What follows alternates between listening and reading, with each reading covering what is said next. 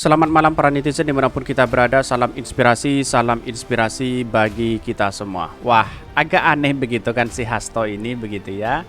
Hasto bilang ya sedang mengigau ya. Hasto seperti sedang mengigau. Safari politik Anies Baswedan dianggap sepi begitu. Bayangkan begitu kan, padahal saya sudah banyak di media sosial, sudah banyak begitu kan ya, yang disambut luar biasa di Madura, di Surabaya, di Aceh, di berbagai hal sudah disambut luar biasa, kok masih sepi. Tetapi saya tunjukkan begitu kan ya kepada si Hasto ini biar dia mendengarkan begitu kan ya. Ini salah satunya, saya bacakan dulu komentar-komentar netizen. Ini komentar-komentar netizen ya. Hasto seperti sedang mengigau. Safari politik Anies dianggap sepi. Dianggap sepi di mana begitu kan? Coba ini ya, saya putarkan ini ya. Ini coba bayangkan di mana yang sepi ini kan ya. Anies Baswedan difitnah malah semakin dicintai masyarakat. Insya Allah Madura 90% Anies Baswedan. Wah, ini kan luar biasa begitu kan. Apakah tidak melihat seperti ini begitu ya? Mungkin dia ingin memframing sesuatu kepada Anies Baswedan, tapi tahu-taunya dengan bukti yang ini, bukti yang ada, maka Hasto itu sudah mulai panik dan ketakutan begitu. Ada apa ya?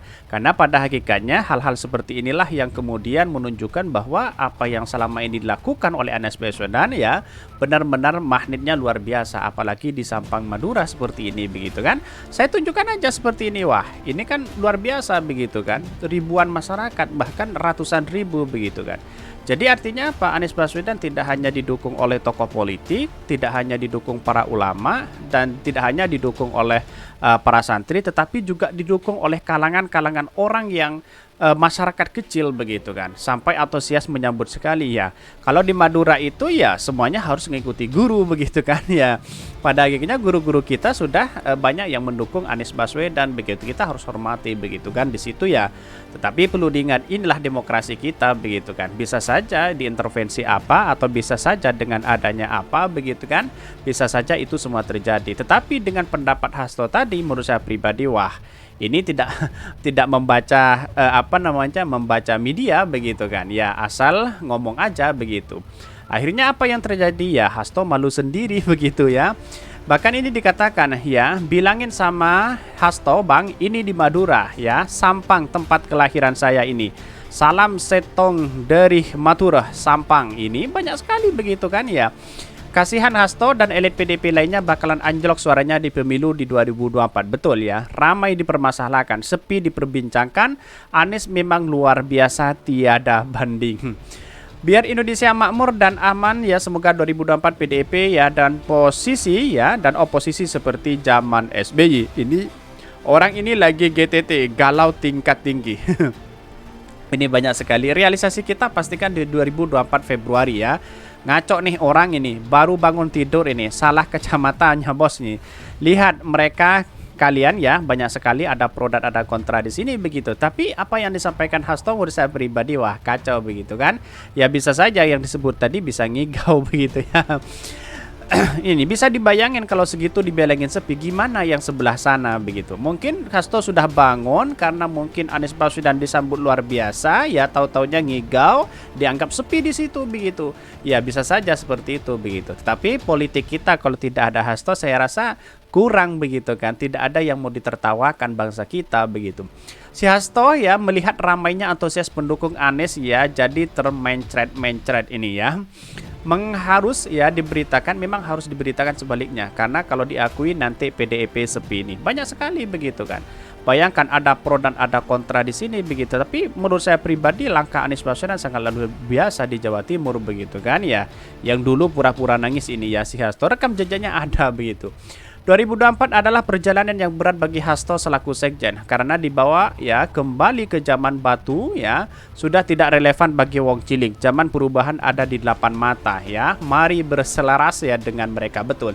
Tetapi mari kita baca terlebih dahulu ya beritanya seperti ini. Ini beritanya, Hasto seperti sedang mengigau. Safari politik Anies Baswedan sepi ya. Dikutip dari Fusilat News. Ini agak menarik begitu kan tulisannya ya.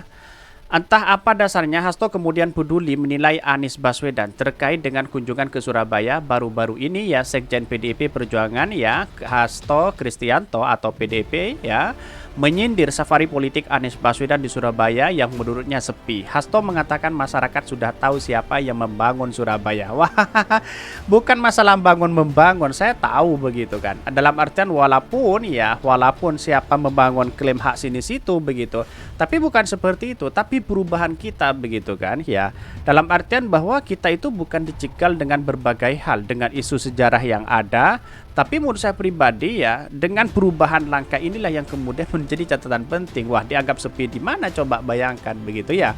Walaupun di kota Surabaya ya memang tempatnya banteng ya, perlu diingat bahwa tidak semuanya Surabaya itu adalah pendukung PDIP begitu kan ya. Karena melihat situasi bangsa kita ya, yang namanya perubahan itu harus ada begitu kan. Walaupun dikatakan sepi, di mana letak logikanya yang bilang sepi? Bayangkan, saya sudah menunjukkan data-data situ. Apakah Hasto tidak tidak melihat di Twitter yang begitu ramai begitu ya? Di luar kesadarannya bahwa PDIP sampai sekarang masih kabur, tidak jelas siapa capres jawapresnya yang akan diusung oleh partainya. Ujung-ujungnya dan mengomentarinya begini, safarinya kan sepi. Ya, safarinya sepi karena tahu Surabaya selama ini siapa yang membangun, kata Hasto usai melakukan koordinasi ya teknis rakornes PDIP di Hotel Vesa Surabaya. Ya, pada hakikatnya itulah menurut si Hasto begitu kan. Ya, bisa saja ya perkataan-perkataan sebagai sekjen kok tidak memberikan edukasi dengan narasi-narasi yang baik, malah menyindir orang seperti A seperti itu. Apalagi sindirannya tidak sesuai dengan kenyataan begitu. Padahal Anies Baswedan disambut luar biasa di situ begitu ya. Memang semuanya nama-nama capres yang viral di media sosial, belum ada satupun yang menyampaikan gagasan. Semua partai baru bicara sosok dan nama ya, tetapi Hasto malah menilai gagasan yang dibawa Anies untuk masyarakat Surabaya tidak relevan. Menurutnya publik bisa menilai sendiri gagasan-gagasan itu. Orang datang dengan gagasan-gagasan yang tidak relevan, kan masyarakat Surabaya bisa menilai. Iya, bisa menilai. Kebetulan kan masyarakat Surabaya, saya juga tinggal di Surabaya, begitu banyak antusias ya menyambut kedatangan Anies Baswedan begitu kan. Framing-framing seperti itulah yang kemudian menurut saya pribadi ya, apa yang disampaikan Hasto itu sudah tidak relevan dengan sekarang begitu kan. Pembicaraan Hasto itu ya memang dengan konteks yang sekarang sudah tidak sesuai. Zamannya sekarang edukasi ya, gagasan dan sebagainya begitu. Anies sudah membawa gagasan itu begitu kan. Karena belum saatnya Anies Baswedan berbicara tentang gagasan itu karena masih calon presiden ya, bukan saatnya dia kampanye. Ya, setelah kampanye lihatlah nanti begitu gagasan seperti apa begitu ya. Tetapi ya Hasto itu hanya memframing sejarah, bahwa sejarah dulu memang dibangun si A, si B dan si C, bukan seperti itu begitu ya. Kalau hanya itu, ada keterlibatan ulama di situ begitu kan. Apakah dia dikesampingkan begitu dengan sejarah itu kalau berbicara tentang sejarah begitu kan ya. Dia melanjutkan warga Surabaya tidak butuh gagasan-gagasan namun lebih kepada kerja nyata di lapangan. Hasto lantas menyentil ya Kapten Anies Baswedan selama memimpin DKI Jakarta sebagai gubernur. Ya kan? Kalau orang Surabaya berpikir kalau hebat majukan dulu Jakarta lebih hebat dari Surabaya, baru datang ke Surabaya. Kira-kira kan gitu. Lah, bayangkan begitu. Apakah kepemimpinan Anies Baswedan dianggap gagal begitu? Di mana letak logikanya? Bayangkan begitu. Inilah yang kemudian framing-framing Hasto ini seperti ini tidak relevan karena hanya menjustis bahwa orang itu adalah gagal begitu. Padahal dengan konteksnya itu kenyataan. Berbeda dengan Pak Ganjar begitu yang kemudian sana sini di berbagai media seolah-olah dia bekerja tapi tahu-taunya nol begitu kan, tidak punya prestasi apa-apa dan itu sudah diakui oleh partai PDIP sendiri begitu.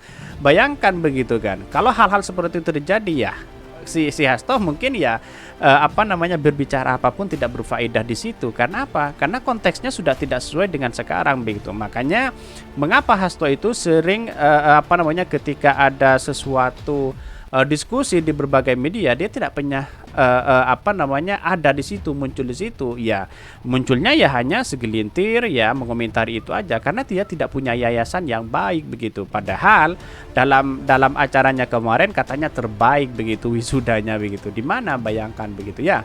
Ya, sebagai sekjen harus punya narasi yang baik begitu ya. Sampai sekarang ya PDIP masih belum jelas siapa capres cawapresnya. Kira-kira seperti itu. Mungkin itu yang kami sampaikan. Tonton terus channel Hodari Podcast Rakyat ini karena ada berita-berita menarik dan viral setiap harinya. Salam para netizen, salam inspirasi bagi kita semua. Jangan lupa di subscribe channel YouTube Hodari Podcast Rakyat ini.